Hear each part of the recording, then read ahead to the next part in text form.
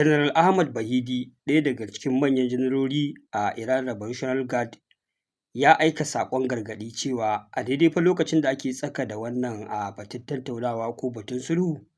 ƙasar Iran a shirye take da kuma shirin tunkarar kowane irin ƙalubale da zai iya biyo baya.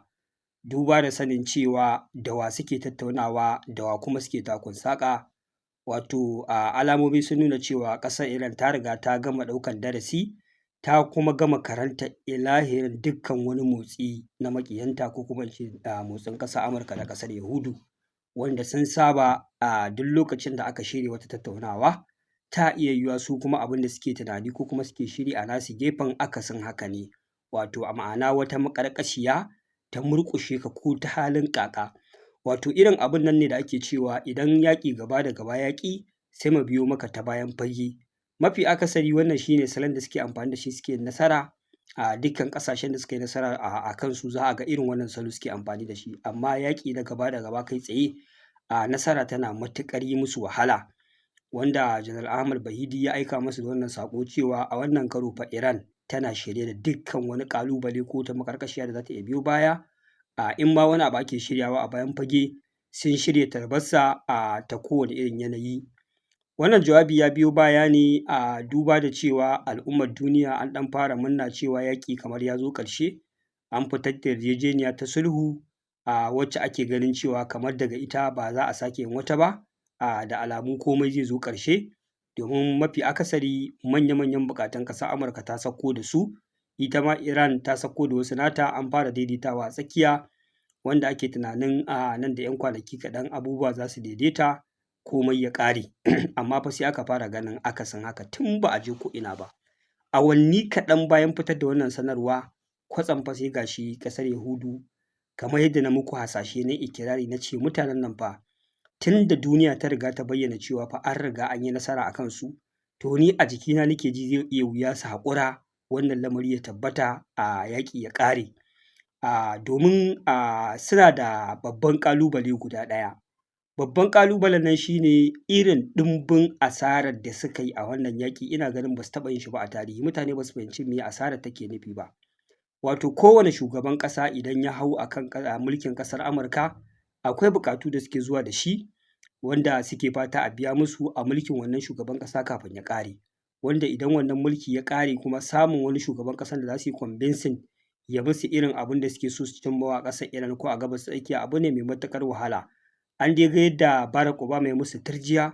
wanda kwata-kwata bai bi umarninsu ba kuma bai bi muradansu ba, wanda a ta dalilin Barack Obama ne ma aka ba wa ƙasar Iran dama ta ci gaba da haɓaka uranium ɗinta, wanda har ya kawo wannan mataki, wanda bayan hawan shugaban ƙasa Donald Trump yana hawa ya cancelling ɗin wannan yarjejeniya da aka yi tsakanin ƙasar Amurka da ƙasar Iran, wanda ya ba ta dama ta ci gaba da haɓaka tataccen uranium ɗinta. Kowa ya riga ya sani cewa hatta lokacin da shugaban ƙasa Donald Trump zai hau, ana hasashen cewa fa ƙasar mutanen ta taimaka sosai gurin ɗora shi a kan mulki, ta hanyar amfani da maƙudan kuɗaɗe da taimaka masa a kamfe har ya samu ya hau kan mulki, domin ya cika mata muradanta manya-manya har da wannan babban muradin nata na ƙarshe, wanda yanzu idan wannan mulki na Donald Trump ya ƙare muradan nan ba su cika ba, to fa ina tabbatar muku da babu wata rana da ƙasar Yahudu za ta iya cimma muradanta nan kusa, komai ya lalace kenan. Wanda shi yasa suke ta faɗi tashi su ga cewa fa ko ta halin ƙaƙa, kafin dai wannan mulki na Donald Trump ya ƙare, wannan muradan nasu su cika, wato a samu a destabilizing ɗin ƙasar Iran, a rusa ta, a mai da ita defenseless country, ta zamana cewa ba wata ƙalubale ba ne ko barazana a gurinsu, kai hatta siyasar cikin ƙasar Iran ma ya zamana suna da ta cewa a ciki. Ma'ana mahukuntan ƙasar Iran ya zamana yaranta ne, sai abin da ta sa sai abin da ta hana su, babbar magana.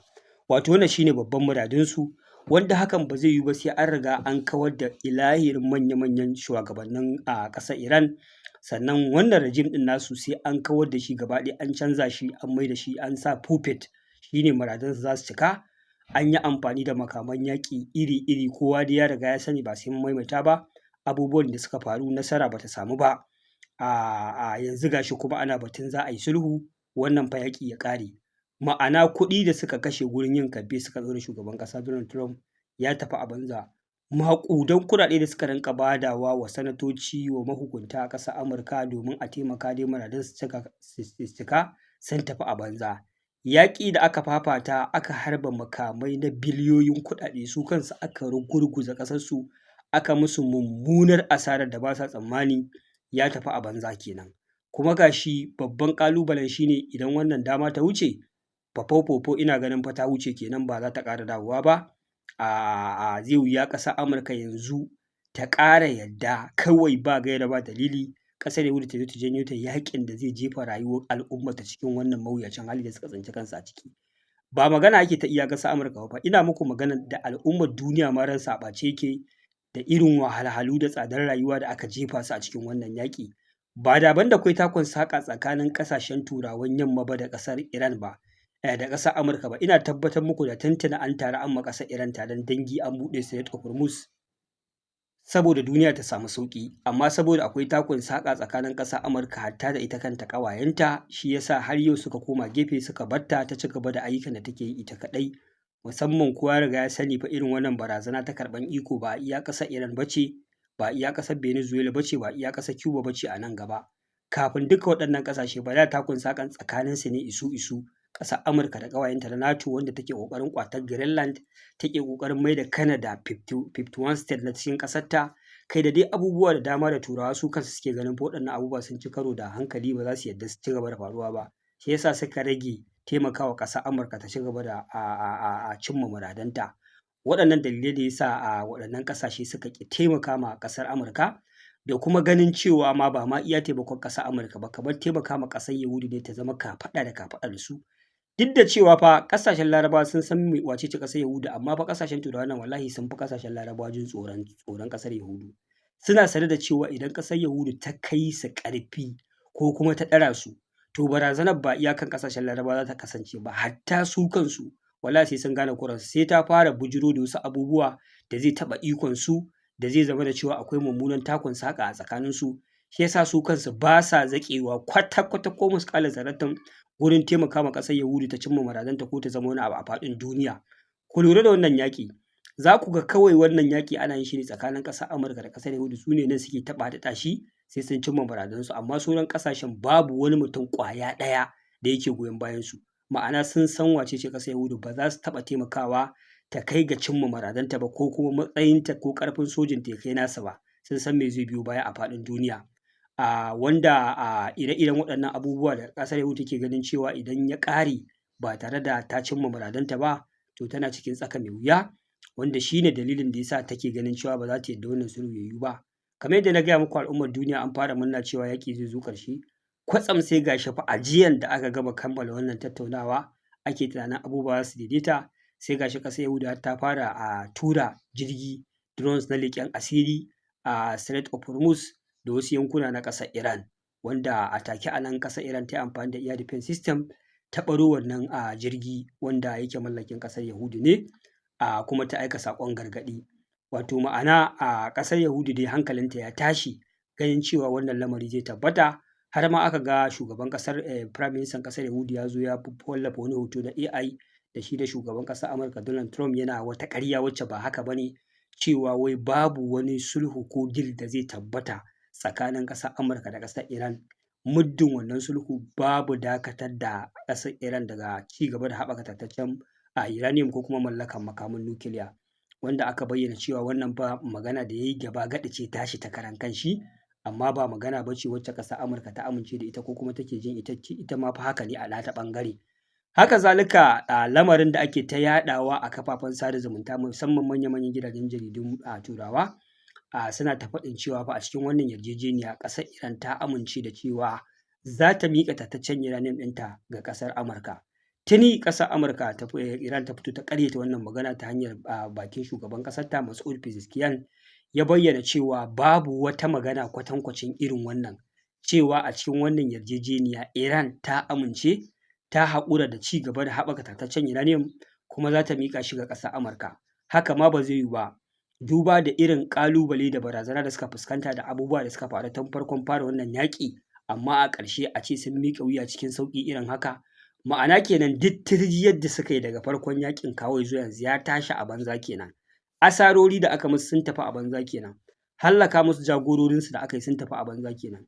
Wannan fa tattaunawa aka fara yi kafin a fara wannan yaƙi, wanda ƙasar Amurka ta yi mamaya ta hallaka shugaban juyin juya halin ƙasar Iran Ayatollah Ali Khamenei, wanda shi ne fa wannan yaƙi ya yi escalating ya kawo wannan mataki ake ta ɗauki ba daɗi. Wai sai a ce kuma duk bayan waɗannan abubuwa da suka faru a yanzu an kawo ga wannan gaɓar sannan ƙasar Iran ta ce wai ta haƙura ta miƙa wuya. To me yasa tun farko kafin a kai ga hallaka shugabanninta ba su miƙa wuya ba? Wannan labari ba gaskiya ba ne, labarin ƙarya ne, babu wannan maganar akan tebur, kamar yadda duk wanda ya kalli bidiyon da na jiya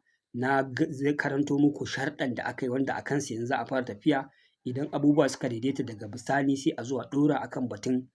makamashin nukiliyar ƙasar Iran, a ga menene zai zama final deal na ƙarshe wanda shi kenan yaƙi ya ƙare, wanda an san abin ba mai yiwuwa ba ne. Marco Rubio wasu yana mai da martani yana cewa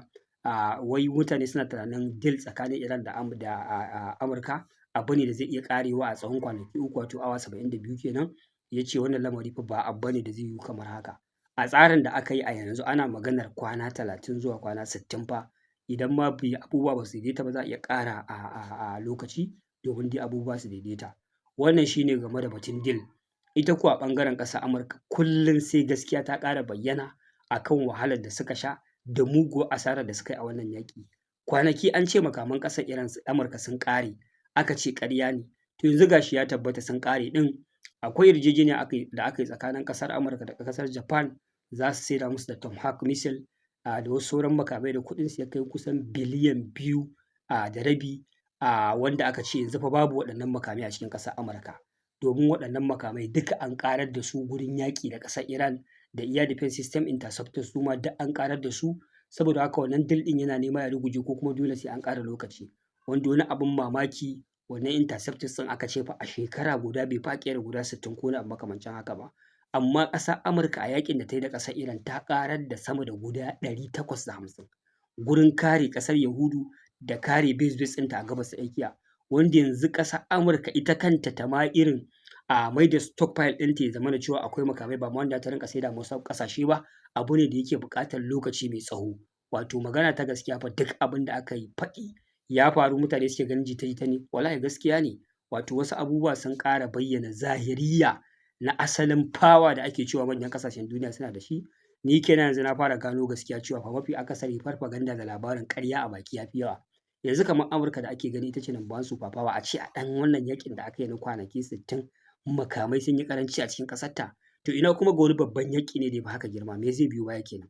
Ai ina ganin kawai lamarin sai dai addu'a kenan. Wato mafi akasari wasu abubuwan fa duk barazana ce da farfaganda da cewa ƙasa kaza ta mallaki kaza, wallahi duk labarin ƙarya ne, ba wani abun kirki gare su ba, kawai dai da fatar baki ne da abubuwa na ƙarya suke cin mutane da yaƙi. Yanzu duk irin military intelligence training ɗin sojoji, marines, wane ne muna da kaza za mu muku kaza, ku duba fa duk abin da ake ikirarin ana da shi an yi amfani da shi a wannan yaƙi amma nasara ta gagara. To me ake nufi da super power? Ashe duk kawai labari ne na fatar baki da ƙarairayi da farfaganda da buguzun kawai ake ci gaba da yaƙar mutane. Amma a wannan karo ƙasar Iran fa ta fayyace gaskiya, ta nuna wa mutane ashe fa mutanen nan mafi akasarinsu da dodon roba ne kawai ake jin tsoro, ba wani abin kirki ba ne. Domin ga shi nan dai duk ƙarfin nasu sun gwada ba su yi nasara ba. Kenan cewa ma duka ƙasashen da sauran ƙasashen da suke ma barazana da za su yi tirjiya irin wannan su ma za su iya ƙwatan ma kansu 'yanci kamar yadda ƙasar Iran ta ƙwatan ma kanta 'yanci. Akwai labarai da suke kan gaba insha Allahu zan kawo muku a bidiyon da zai zo muku da rana. A nan zan dakata. Wassalamu alaikum wa rahmatullahi ta'ala wa barakatuh.